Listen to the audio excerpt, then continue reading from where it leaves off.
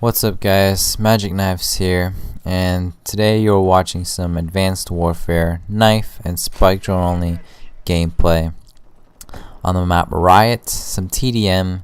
I got a 17 kill streak in this, so I hope you enjoy, but I got a pretty serious topic to talk about today, one that holds a special place in my heart, and it also really just goes to show how cruel communism really is in our world.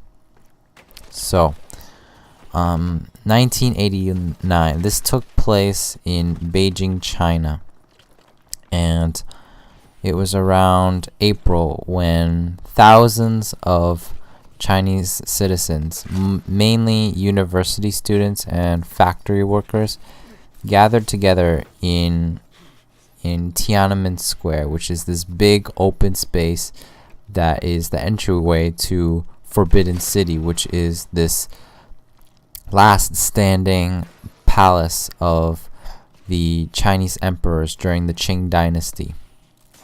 And so they gathered together at Tiananmen Square to demand democracy from the Chinese government. And as you know, China is a communist government.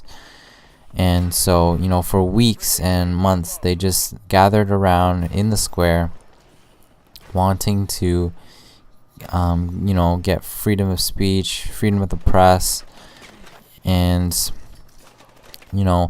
they wanted to become a democratic society.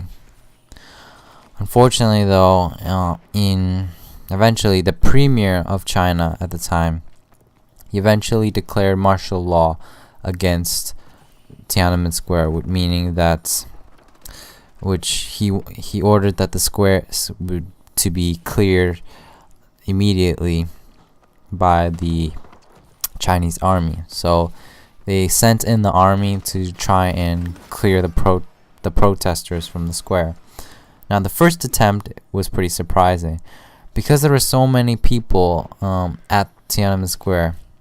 They literally blocked the entrance into Tiananmen Square, so the Chinese army was unable to enter in the square.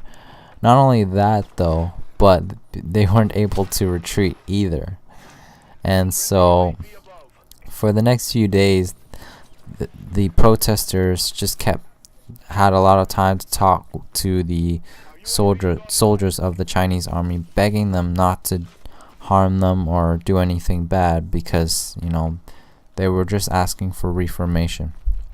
And that's the big thing they stressed about.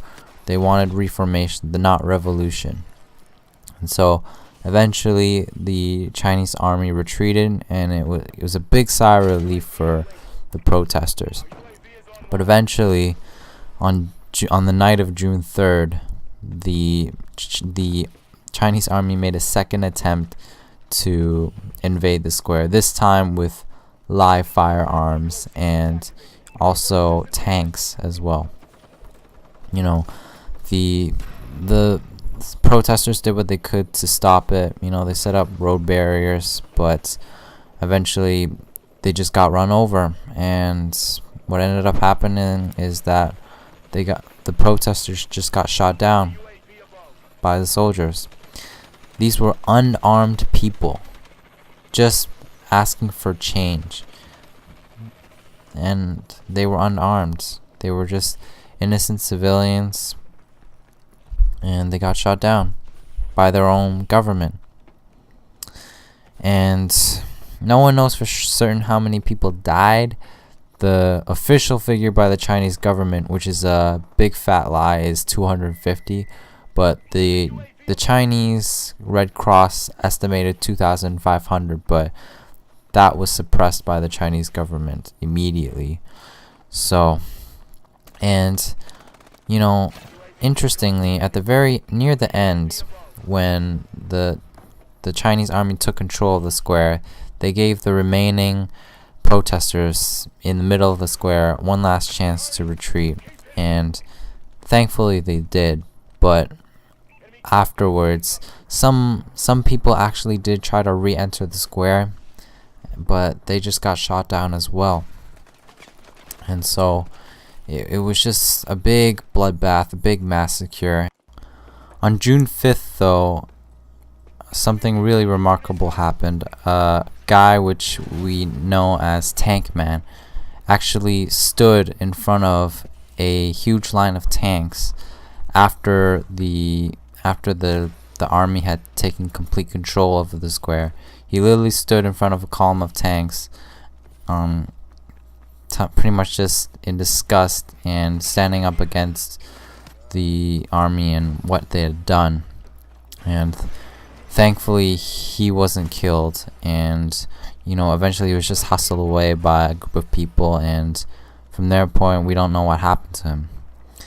And so I actually got a chance to visit Tiananmen Square when I got to go to Beijing, China, and Hong Kong. I could actually feel I could hear the screaming of people. I could see the blood on the ground and everything. I just could imagine it all in my head. It was really scary.